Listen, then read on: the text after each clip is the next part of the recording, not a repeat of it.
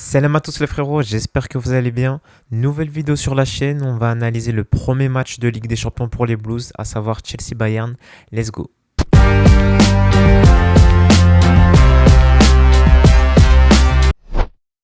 Compo assez classique du côté des Blues, avec ce 4-2-3 qui se profile en réalité en 3-1-3-3, avec Palmer côté droit, Enzo numéro 10, Neto à gauche, et en milieu de terrain composé de Caicedo et James. Côté bavarois, on est sur un 4-2-3-1 sans ballon, avec cette charnière centrale Jonathan Tah, Upamecano, piston gauche Stanisic, piston droit Leimer, le double pivot Kimmich Pavlovic, et une animation offensive assez libre avec Gnabry, Olise, Luis Diaz et Kane devant. En phase de possession, les Bavarois sont plutôt sur une défense à 3, plutôt en 3-4-3 qui se profile avec Stanisic et Leimer qui viennent occuper respectivement les postes de défenseur central dans la défense à 3 ou de piston en fonction des séquences. Pavlovic et Kimmich, le double pivot qui sera très très important dans la construction. On va les voir sur certaines séquences défenseur central, sur d'autres séquences piston. Et une animation offensive également qui va venir participer à la construction. Il y a vraiment beaucoup de choses à dire.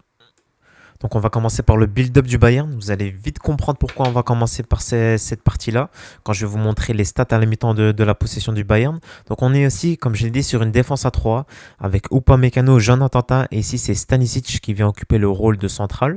On a Kimmich qui vient s'insérer sur le côté pour aider à la relance, pour faire face au pressing des Blues.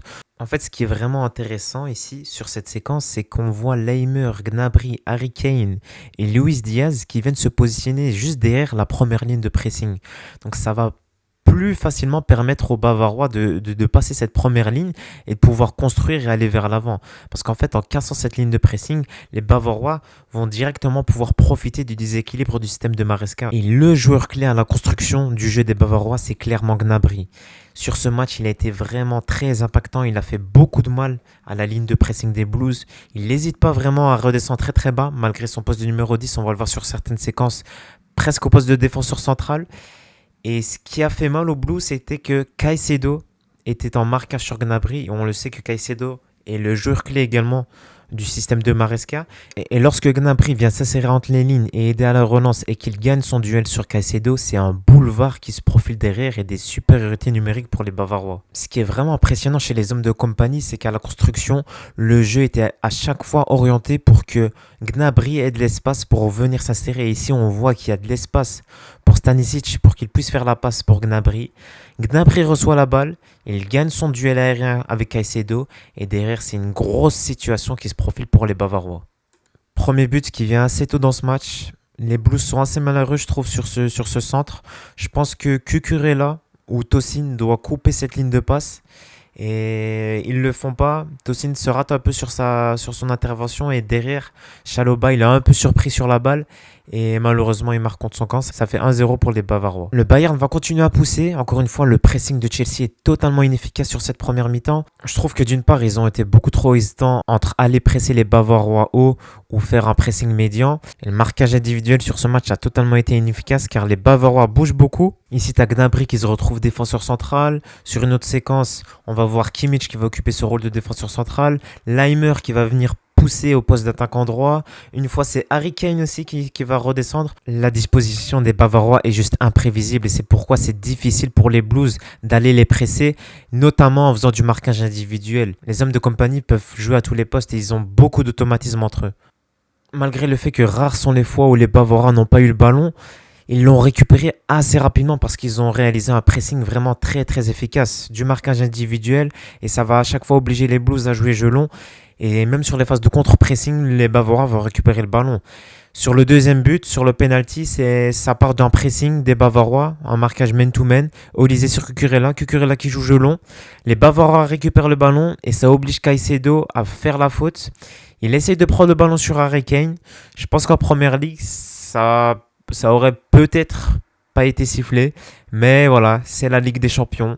Et ça fait 2-0 pour les Bavarois. Chelsea va encore une fois se faire avoir par le pressing des Bavarois qui vont récupérer directement le ballon.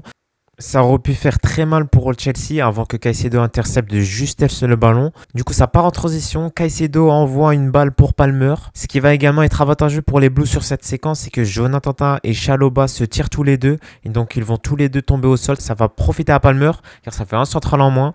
Il a juste une passe dans les pieds pour Gusto, qui le remet en un temps. Et là, c'est une frappe magnifique dans la lucarne.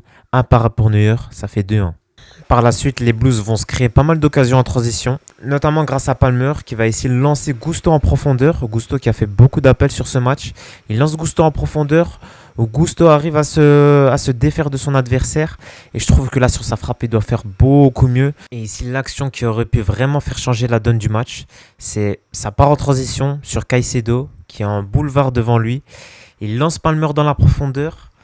Palmer reçoit le ballon, fixe son adversaire, mais malheureusement, il ne voit pas l'appel derrière lui de Gusto.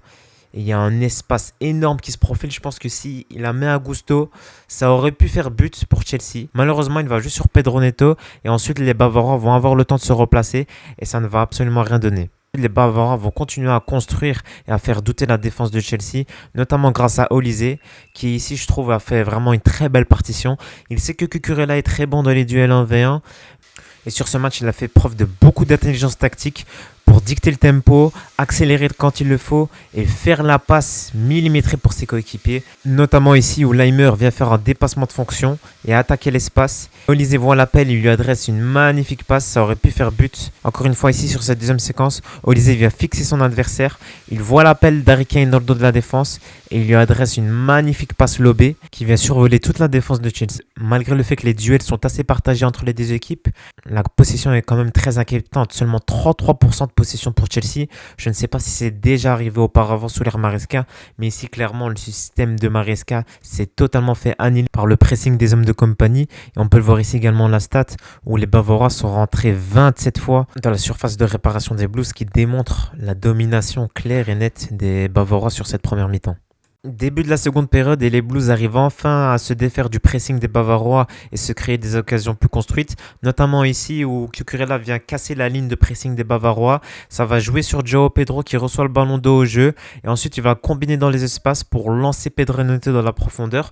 Donc c'est des séquences qu'on a pu observer sur la deuxième mi-temps et la possession devient de plus en plus partagée. Beaucoup de faits positifs qui arrivent pour Chelsea, notamment ici sur un arrêt magnifique de Sanchez, même arrêt qu'il a fait contre le Paris Saint-Germain en finale de la Coupe du Monde des clubs. Et donc cet arrêt peut nous faire croire que Chelsea va enfin revenir au score. Sauf que voilà, sur des erreurs individuelles répétées, la Ligue des Champions ne pardonne pas.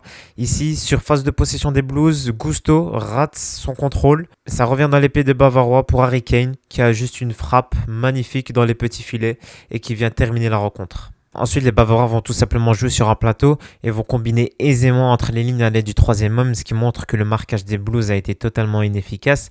Et ce qui est vraiment impressionnant sur cette séquence, c'est ce qui montre à quel point le système de compagnie est totalement imprévisible. On voit ici Gnabry qui se retrouve dans le double pivot à côté de Kimmich. On voit Goretzka qui vient occuper ce poste de latéral intérieur gauche. Et on voit surtout Sacha Boey, c'est vraiment impressionnant, je trouve, sa position, qui se retrouve à côté d'Harry Kane en fait, pour empêcher quiconque de venir le suivre. Et ensuite, il va venir s'insérer entre les lignes.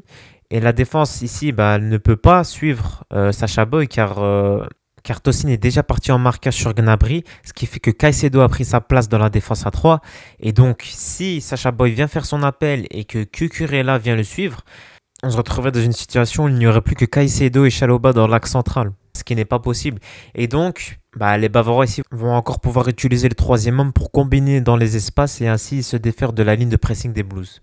Rentrée d'Estevao, André Santos et Garnacho, je trouve que leur entrée a vraiment été très pertinente. Avec leur qualité technique, ils ont réussi à bien combiner dans les petits espaces et ils se sont procuré quelques occasions. C'est bien dommage de ne pas les avoir fait rentrer plus tôt, notamment ici sur cette séquence où on voit André Santos qui vient ajuster une passe magnifique dans le dos de la défense pour Palmer qui a inscrit le but du 3-2. On aurait pu croire à la remontada, mais malheureusement le but est sifflé hors jeu de quelques mètres. Fin du match et 3-1 pour le Bayern. Les Bavarois n'ont absolument pas démérité leur victoire. Chelsea découvre la Ligue des Champions 3 buts encaissés sur 3 erreurs individuelles, ça paye cash. Mais malgré tout, Chelsea a montré des choses intéressantes. Et avec plus de rigueur défensive et plus de lucidité devant le but, Chelsea aurait pu repartir au moins avec un match nul. Donc je pense que c'est bien que cette défaite arrive très tôt dans la saison, car désormais avec l'effectif construit et la profondeur de banc, je pense qu'ils seront capables de corriger le tir pour les prochaines échéances. Voilà les frérots, c'est la fin de cette vidéo, j'espère que ça vous a plu. N'hésitez pas à me donner vos avis en commentaire sur la prestation des Blues et on se retrouve pour une prochaine vidéo si Dieu le veut.